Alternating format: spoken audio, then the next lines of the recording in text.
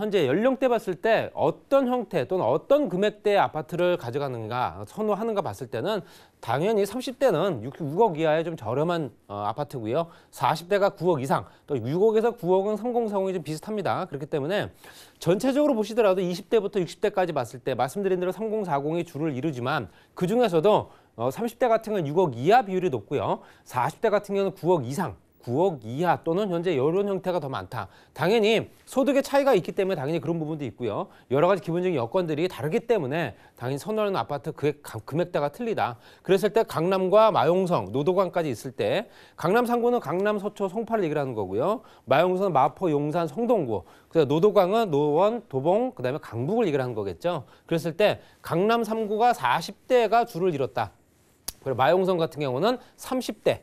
그리고 노동광은 3040 비슷하다 이렇게 보시면 될 것 같습니다.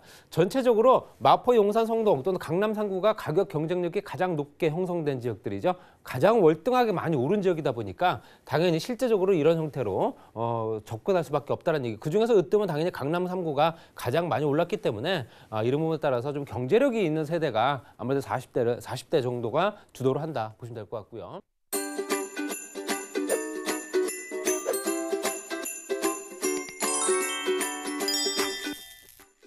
네, 지난해 통계고요. 실제적으로 거래가 얼마나 일어났는가에 따라서 그 지역의 가격이 올랐다 내렸다라는 걸 기준점이 됩니다. 거래량이 늘어났다는 얘기는 결론적으로는 가격이 좀 올랐다라고 보면 될 것 같고요. 여러 가지 여건들이 현재 변화가 되면서 현재 서울 지역에 강한 규제가 들어가다 보니 경기도 지역으로 현재 풍선 효과가 발생하고 있는 부분, 여러 가지 규제 효과는 현재 실제적으로 보다 더 정확하게 그 효과를 발휘하기보다는 부작용이 더 많은 형태를 띠고 있기 때문에 이런 부분을 봐서 실제로 지금 현재 정책이 과연 올바르게 지금 진행되고 있는가라는 부분을 또다시 말씀드리고 싶고요.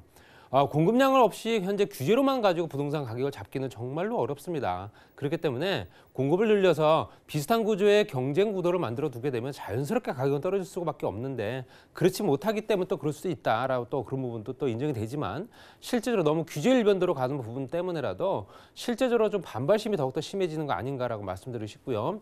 서울 아파트 매매 거래량 및 통계를 한번 준비해봤습니다. 물론 통계이기 때문에 올해 통계는 내년에 나오기 때문에 전년도 통계입니다. 노원구가 9.44% 정도, 전체 구입의 9.44% 정도를 차지했습니다. 그렇기 때문에 2019년도 서울 아파트 매매 총 거래량 6만 8천 건 중에서 9.44%, 굉장히 많은 비율이죠.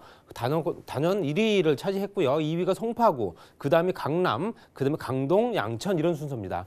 공통점은 실제적으로 강남 4구라고 하는 부분과 거기에 학군을 끼고 있는 지역들, 대부분 다 학군을 끼고 있는 지역들이죠. 그중에서 학군을 끼고 있는 노원구 지역 같은 경우는 그럼에도 불구하고 가격 자체가 워낙 더 완만하고 가격 상승률이 그만큼 높지 않았기 때문에 일반인들이 현재 매매를 하기가 그렇게 부담스러운 금액은 아니었다. 그렇기 때문에 거래량도 그만큼 많이 늘어날 수밖에 없었다는 얘기고요.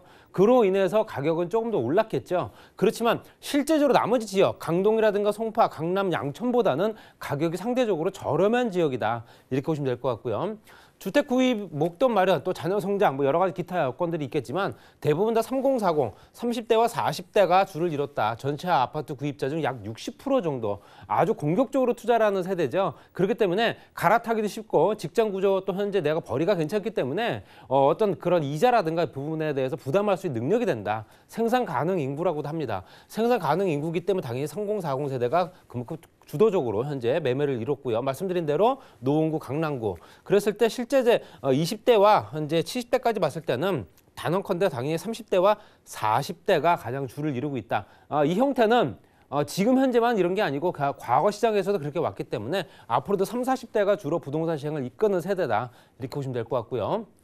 그 다음에 실제적으로 현재 연령대 봤을 때 어떤 형태 또는 어떤 금액대의 아파트를 가져가는가 선호하는가 봤을 때는 당연히 30대는 6억 이하의 좀 저렴한 아파트고요. 40대가 9억 이상, 또 6억에서 9억은 3040이 좀 비슷합니다. 그렇기 때문에 전체적으로 보시더라도 20대부터 60대까지 봤을 때 말씀드린 대로 3040이 주를 이루지만 그중에서도 30대 같은 경우는 6억 이하 비율이 높고요. 40대 같은 경우는 9억 이상, 9억 이하 또는 현재 이런 형태가 더 많다. 당연히 소득의 차이가 있기 때문에 당연히 그런 부분도 있고요. 여러 가지 기본적인 여건들이 다르기 때문에 당연히 선호하는 아파트 금액대가 틀리다. 그랬을 때 강남과 마용성, 노도관까지 있을 때 강남 3구는 강남, 서초, 송파를 얘기를 하는 거고요. 마용성은 마포, 용산, 성동구. 그래서 노도광은 노원, 도봉, 그다음에 강북을 얘기를 하는 거겠죠. 그랬을 때 강남 3구가 40대가 줄을 이뤘다. 그리고 마용성 같은 경우는 30대. 그리고 노동항은 3040 비슷하다 이렇게 보시면 될 것 같습니다. 전체적으로 마포, 용산, 성동 또는 강남 3구가 가격 경쟁력이 가장 높게 형성된 지역들이죠. 가장 월등하게 많이 오른 지역이다 보니까 당연히 실제적으로 이런 형태로 접근할 수밖에 없다는 얘기. 그중에서 으뜸은 당연히 강남 3구가 가장 많이 올랐기 때문에 이런 부분에 따라서 좀 경제력이 있는 세대가 아무래도 40대 정도가 주도를 한다 보시면 될 것 같고요. 그다음에 청약입니다. 청약 같은 경우도 청약 당첨자 중에서 3040이 뭐 대부분이겠죠. 아무래도 실제적으로 연령대가 있으신 분들이 청통장을 이용하시는 경우는 거의 없기 때문에 3040대는 10만 8천 명 정도 됩니다. 30대가 41%고요. 40대가 27.68% 정도 됩니다. 그랬을 때 전체적으로 이제 3040 세대가 청약부터 매매까지 주도를 이루기 때문에 그중에서도 30대가 청약 시장에는 많이 뛰어드는 편이죠. 그래서 청약을 통해서 현재 주택 마련을 하는 어떤 그런 현재 형태를 띠고 있다고 보셔야 되고요.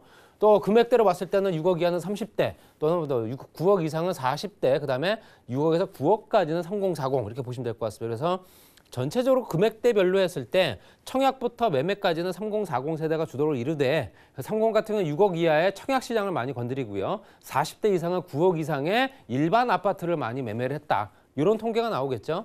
보시면 될 것 같고요.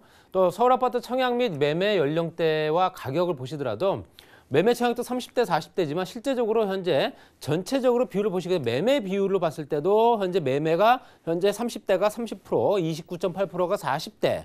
말씀드린 대로 청약 같은 경우도 40대가 37.3%고요. 그다음에 30대가 35.38% 거의 비슷합니다. 그리고 나머지 50대, 60대까지 있긴 하나 미미하고요. 20대도 있습니다. 6억 이하부터 해서 6억 이상 또는 9억 이상까지 봤을 때 실제적으로 20대부터 60대까지 나와 있는 부분 보시게 되면 전체적으로 현재 30대와 40대 그래프가 더욱더 많이 높은 걸 보실 수 있습니다. 이런 것들이 매매와 청약 시장에서도 30대와 40대가 굉장히 우량 고객이다 이렇게 보셔야 되고요. 1인 가구 연령별 주거비를 얼마나 또 쓰고 있는가를 보셨을 때 실제적으로 1인 가구가 1인 가구라고 해서 젊은 층만 1인 가구에 있는 게 아니기 때문에 현재 혼자 살고 있는 인구 비율을 따졌을 때 말씀드리는 부분입니다. 여성과 남성을 나눴을 때 평균 부담 수준이 여성 부담이 굉장히 더 큽니다. 21.7을 나타내고 있고요. 남성 같은 경우는 15.3. 이 얘기는 결론적으로는 여성이 남성보다는 소득 수준이 조금 더 낮다라고 현재 볼 수밖에 없고요. 전체적으로 현재 평균으로 봤을 때도 20대부터 70대까지 봤을 때도 현재 여성 부담 비율이 굉장히 더 높은 걸 보실 수 있습니다. 이런 거 봤을 때도 전체적으로 남성보다는 현재 주거비에 관련된 부담을 더 많이 느끼고 있다는 얘기고요. 또 성별로 봤을 때 실제 주거비 과부담, 너무 지나치게 부담을 한다는 비율이죠. 부담과 과부담을 나타내는 부분인데요. 전체적으로 여성 같은 경우는 39.0을 나타내고 있고요. 남성 같은 경우는 24.8을 나타내고 있다. 주거비에 관련된 비용 부담이 워낙 크기 때문에 기타 소비 활동을 할 수가 없는 조건들 또는 생산 활동이 가능하지만 이거저거 빼고 나면 남는 돈이 없어서 바깥에 나가서 외식 한번 못하는 그런 형태가 될 수 있다. 경제 상황이 더욱더 안 좋을 수밖에 없는 그런 그래프죠. 또 가구 형태별로 봤을 때도 실제적으로 다인 가구냐, 1인 가구냐, 여성이냐, 남성이냐 봤을 때 이 사람들이 어떤 직업을 갖고 있는가 이렇게 나타내고 있습니다. 다인 가구 같은 경우는 7.4% 정도가 이제 관리자 또는 전문가, 준전문가 9.6% 정도 되고요. 사무, 서비스, 판매, 기타 업종들이 들어가 있습니다. 1인 가구 같은 경우는 현재 실질적으로 8.0% 정도는 현재 전문가 또는 현재 준전문가가 들어가고요. 사무 업무가 17.0% 정도 보실 수 있고요. 그중에서도 여성과 남성을 나눴을 때 여성 같은 경우는 사무 업무가 19.1%에 준 전문가나 전문가가 9.1%, 남성 같은 경우도 15.5%의 사무 업무, 거기에 준 전문가는 7.2% 정도 나타나고 있다. 소득 수준이 많으려면 전문성을 띈 직업을 갖고 있는 사람들이 굉장히 벌이가 많다고 보실 수 있고요. 일반 직장보다는 현재 전문화된 직장을 더욱더 선호할 수밖에 없는 조건도 나타내고 있다라고 보시면 될 것 같습니다.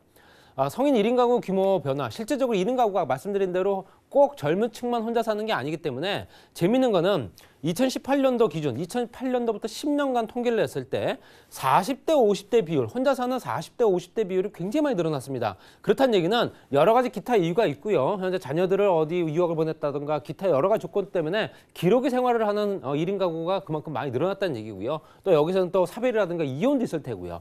여러 가지 여건들이 이제 40대, 50대들이 혼자 사는 인구 비율이 더욱더 많이 늘어날 가능성이 크다는 얘기고요. 그리고 20대, 30대는 당연히 혼자 살 수 있는 비율이 더욱더 많을 수밖에 없죠. 결혼을 앞두고 있거나 결혼하기 전에 인구들이 비율이 높기 때문에 1인 가구 비율 보시더라도 실제적으로 1인 가구가 262만 명 정도 됐는데요. 여성이 167만 명 정도. 실제적으로 2018년도에는 거의 2배 정도가 됐습니다. 10년 사이에 1인 가구 규모가 2배가 됐고요. 여성 비율도 현재 70% 정도 늘어난 상태고요. 남성 가구 비율은 거의 한 4배 정도 늘어난 상태다 이렇게 보시면 될 것 같습니다. 여러 가지 기본적인 여건들이 앞으로 개선될 수 있는 또는 1인 가구 또 다인 가구 여러 가지 조건 봤을 때 어느 지역을 또 선호하는가에 따라서 그 지역의 가격이 오르고 내리고 합니다. 지금 현재 서울시의 전체적으로 봤을 때는 강남 3구를 중심으로 했을 때 그 주변에 펼쳐진 주변의 개발 여건이 좋은 앞으로도 개발이 될 수 있는 여건들이 되는 그런 지역들을 주도로 가격이 더욱더 많이 오르지 않을까. 공격적인 어떤 투자 마인드를 가지시고 현재 2020년 시장을 좀 바라보시고 투자할 수 있는 여건들 한번 만들어 보시기 바랍니다.